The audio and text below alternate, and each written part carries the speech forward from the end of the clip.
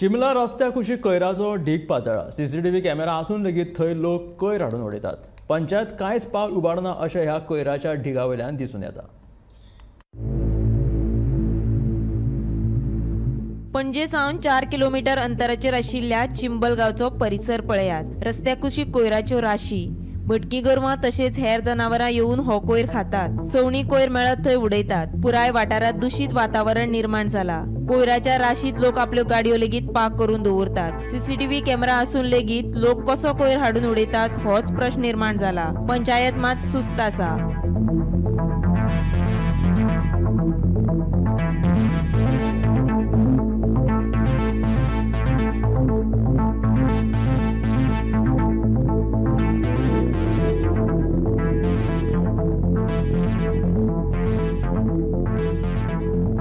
Gomantak TV खातीर वर्षा आश्वेकर।